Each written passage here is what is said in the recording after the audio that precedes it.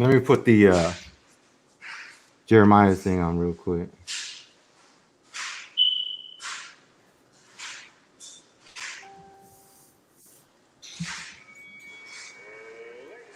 Ladies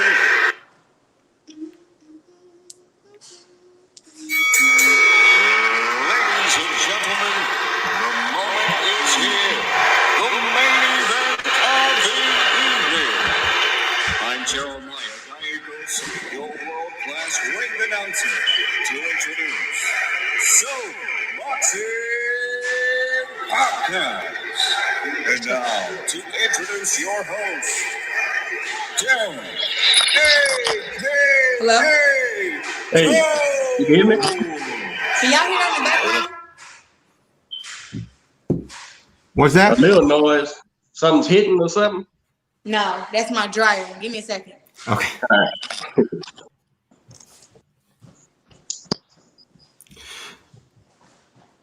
Well, might as well start. We'll introduce her when she walk up. What's going on, everyone? It's your boy Manny Fresh, and of course we have our Coach, co-host, Coach Derek, and we are live today on the Soapbox and Podcast. Man, we're super excited. We're doing a little. We usually go on early in the morning, but we're doing an afternoon show. We want to make sure I'm back. everyone's online. And today we have the one and only. Y'all still there? Yeah. Yeah. Can you hear us? Okay. Can you hear us?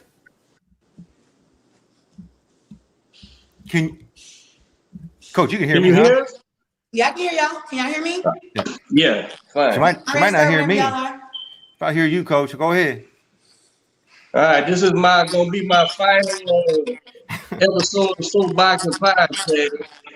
I'm gonna retire the GOAT of podcast. Claressa Shields, how are you doing?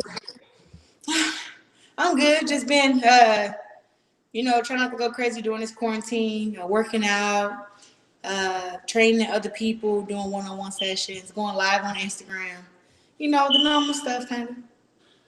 You're in Michigan or in Florida? I thought you was in Florida for a while, huh?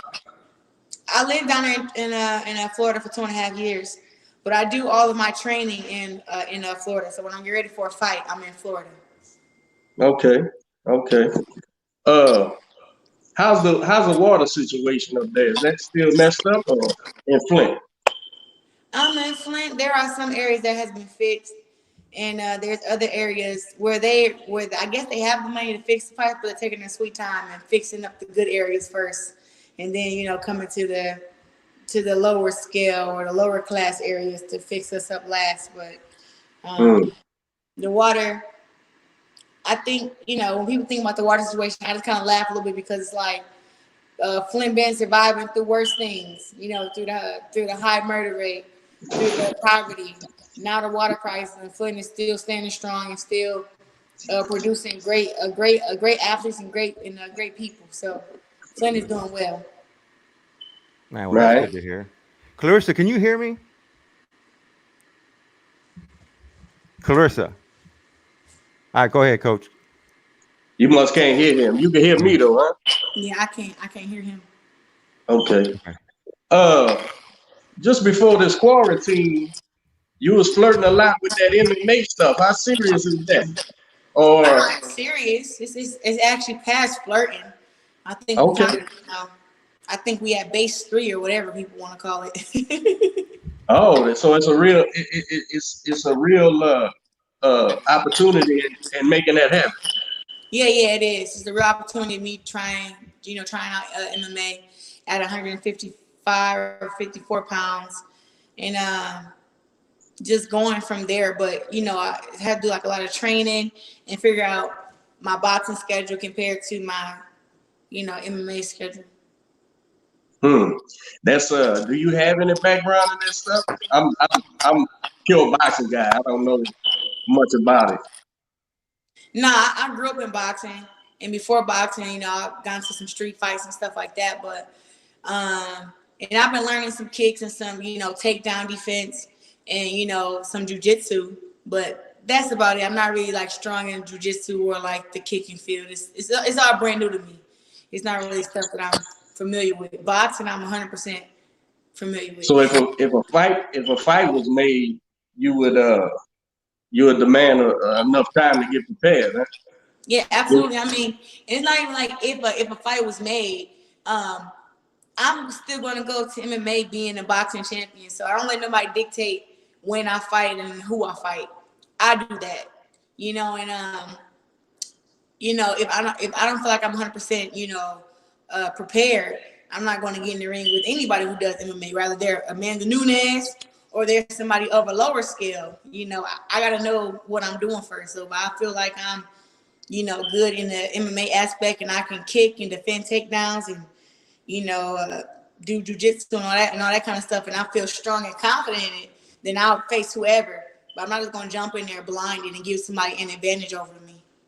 No. So you would want a prelim in that world in the MMA, or Nah, I I mean, mean, I would love to go in there and not have to fight. I'm not gonna fight an A+ fighter in MMA unless I feel I'm an A+ fighter. I feel like I could beat them. So I right, have to learn the stuff. So even going in there with somebody, I'm going to be a better boxer than everybody in MMA, and they all know that. So it's my right. job to work on strengthening my wrestling, strengthening my jiu-jitsu, wrestling. Work on defending takedowns and certain moves. So that's my job. So I have to get strong in that. So Yeah, I'm none. not trying to go over there just to say, oh, I fought an MMA fight against whoever and I won. I'm trying to actually make a good career out of it. Right, they would be silly to stand there and try to box with you. So it's gonna go. It's gonna be a tackle or whatever the proper name Yeah. is. You uh man, 10 fights. How many world titles you got already? 9? I have 9 world titles. I have five. I have all 5 titles at 160. I had 2 titles at 168, and I have 2 titles at 154 currently right now. In 10 fights. That's Yes. amazing. Uh, I followed you since I want to say the London Games was the first one that you Yep. won. London. Uh, Yep. uh, 2-time gold medalist. Who's your promoter? Who did you turn professional with? Dimitri Salita Promotions. So that's Salita Promotions out of Detroit. It's a hometown promoter, Michigan. I wouldn't really say hometown because he promotes Jarrell Miller also. Oh, okay. He promotes some other guys too who are who are working their way up the ranks. I'm just one of the most known fighters that he has right now, but he also has Jarrell Miller and a dude named Ergashaw who's getting a lot of knockouts. He's been doing a little bit talking with Jerron Ennis, who's an upcoming welterweight. So he Out actually of has Philly, huh? he has a lot of good fighters. Oh, But okay. he just I guess he's small time, but I don't know how I'm not gonna say he's small time because he makes some of the biggest fights happen, especially in Oh, 2020. I mean, with the 2019 when Tyson Fury fought against Otto Wallen, he yeah. also is promoter of Otto Wallen, and Otto Wallen cut Tyson Fury. Hmm. Well, I just meant from the area in Detroit, Yeah, he's the area not of Detroit. small. It's like Detroit, Brooklyn, New York. He kind of all over the place. What's the uh, what's the word on the movie? Is that still happening or what? The word on what? On the film, the Ice Cube, the Oh the well, movie. everything had to get put on hold because of the coronavirus. But um, they're still doing a movie. They're just waiting for everything to clear up so they can start back shooting. But they've been shooting for a few weeks now, and they had to, stop shooting. But the movie is definitely going to happen. I don't know how long it's going to take them to make the movie, but I've seen the script. I've spoken with Barry Jenkins. I've spoken with Rachel Morrison. I've spoken with everybody on the team. So the movie is rolling. Nice. He's supposed to play. Ice Cube's supposed to play your first trainer, huh? Yeah, Jason Crutchfield. Yes, sir. Crutchfield. What? How many fights he was with you? I know you went with. David Jackson, right? David, how many I'm with fights John David. John Jason David had? Jackson is my coach right now. What was the change in that? Was it any reason or? Let me think. So we done, cause me and Jason started working together a couple times. Oh, okay.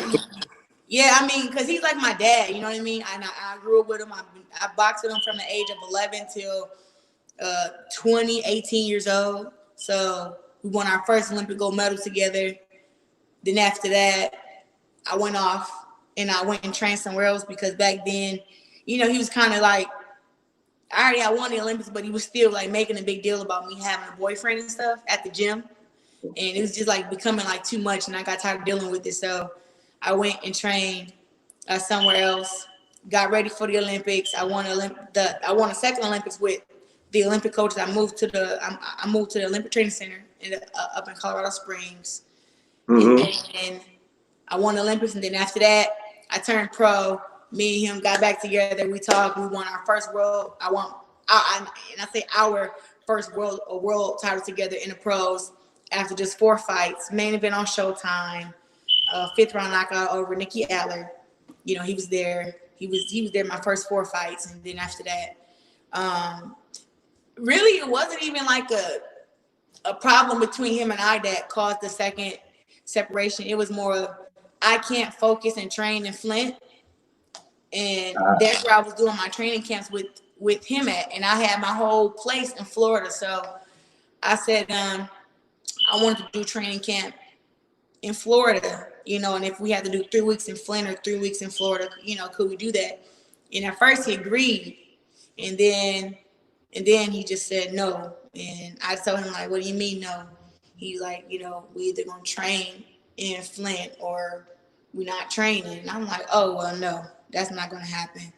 Cause I already know, like, I really couldn't, you know, focus as much as I wanted to, and just so many Right. distractions. So I just kind of took all my stuff I already had my place in Florida. I just spent time down there, and I really didn't have time to be sad about switching coaches because I had so many fights coming back up, you know. And my next fight I had was against Hannah Gabriels, and I was coming down from 168 to 160, and I really didn't have enough time to, you know, to go So back and forth with him about, oh, where we're going to train. I was like, look, we're going to train in Florida or not. And he just was like, he didn't want to do half and half. So I just stayed in Florida, and then that's where I met Coach John David Jackson at. And from there, we just kind of hit it off, and we've been, you know, picking up some more world titles together. nice. Which weight do you which weight is your most comfortable? 54, 60, 68? Don't matter. It doesn't matter. all of them. I I don't I'm sure you done answered all the Layla Ali questions you want to answer. But I just got one. Yeah. You I remember it had to be the Rio Olympics because you had posted about uh, Serena Williams and how Layla had treated you well or whatever, and that was, you know, that it sounded like a good relationship. So where the hell the beef came from? I think the beef came from when I won my first world title at 168 pounds.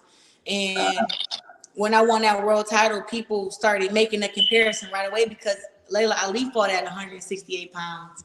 Right, And it wasn't me making a comparison because I'm not going to compare myself to a fighter who I feel like I already fight better than.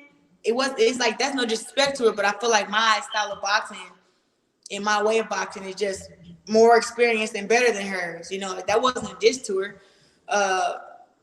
But I think people started getting in her ear and, you know, oh, she's saying she's the greatest woman of all time. And that's your title. You should have been the one saying that. And they're, you know, and I think I used to text her before all my fights and tell her, hey, I'm fighting on Showtime at this date, at this time, blah, blah, blah, you know. And right. I think she watched maybe me win my world title, my first world title. And after that, I didn't hear a word from her. Hmm. And because I had her number, so I would text her, and she wouldn't text back, and I think I probably wrote her on Twitter or something, and I don't think she responded on Twitter. Ah. I was like, So, whoa, all right, so I didn't really know what was going on, but I'm like, we both business women and we both busy, but I didn't really, care because like this is my career, and I just wanted her to know like I'm happy that she was showing me any kind of support, and right. I guess one day she went on the Breakfast Club, and I guess she just couldn't hold it in no more. She Coach, just can you kind hear of me? was like, you know, she gave my prop at the beginning of the interview, but then when they asked her like toward the end, would you come out of retirement and would you, fight any of the girls now? And she was like, I will come out I will come out of retirement and I will fight the girls, but there's no girl good enough to give me a challenge. I'll knock them all out. I'll wash them. Kind of just was like, to any girl who's a world champion at 168 or 160 pounds should have felt offended.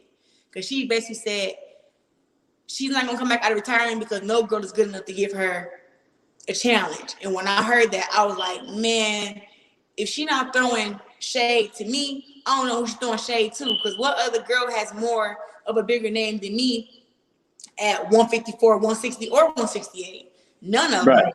So I feel like that was a direct, shade to me, and I responded to it, and I said, not that I want to fight Layla Ali, but if she feels like she can come out of retirement after being retired for 13 years and just come out of retirement and none of us can give her a role for her, none of us can give us a run for her money, she's wisely mistaken. And that's when I start speaking on how much of a better boxer I am than her, how I have more experience than her, and how everybody thinks she's a really big girl when she's not. Like I'm not short. People think from seeing me on TV that I'm 5'6", 5'7". I'm 5'9" in height. Right.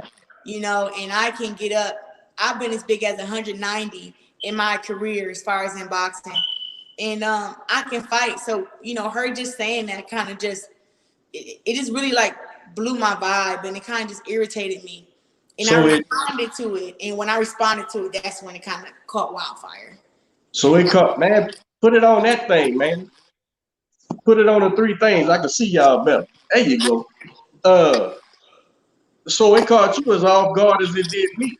What Yeah. didn't you had nice words for her, huh? After the Olympics and stuff. I remember Yeah, that. absolutely. And even we did an interview together back in Colorado Springs right before the Olympics, and after we done our interview, I kind of stuck around the gym because it was an MMA gym, and I had interest way back then, like, oh, what they doing down here? And after the interview was over, she I'm left, listening. and the guy there said, yeah, I was gonna ask her who she think is a better fighter out of you two, but she told me before you got there not to ask her that and not to even Right. bring that up and not to compare you. Hmm.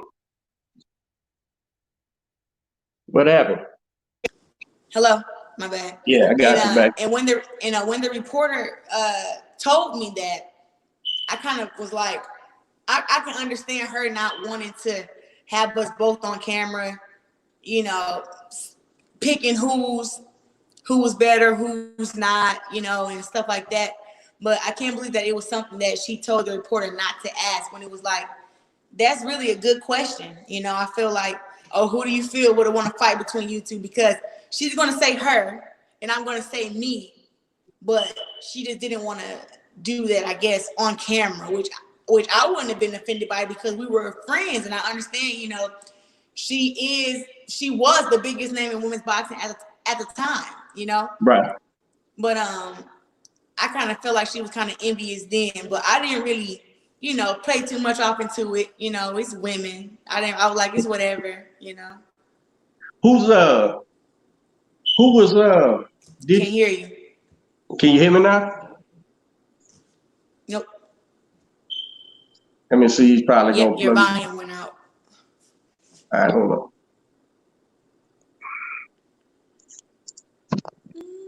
Can you hear me now? Hello? I can hear you fine. You can't hear me? Nope. Can't hear All you. right. He'll get it back on the mic. I don't know where he's disappearing from. Hold on.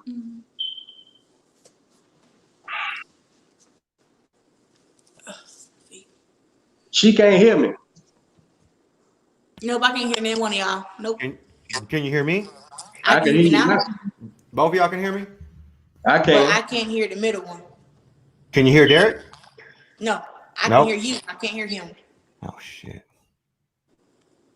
Let me try something. Still no volume?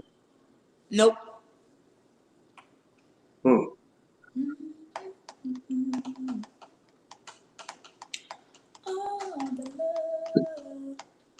One second, Jen. Hold on.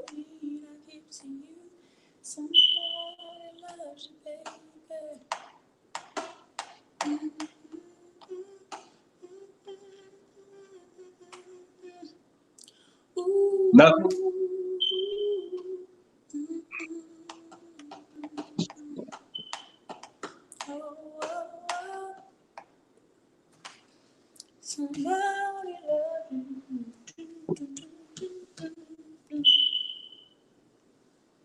Oh wow, I see. I can see the picture for sure.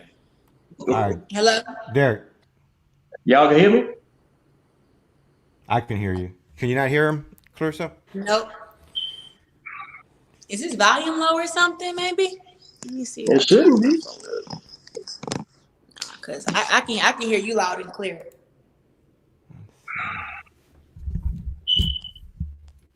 How about now?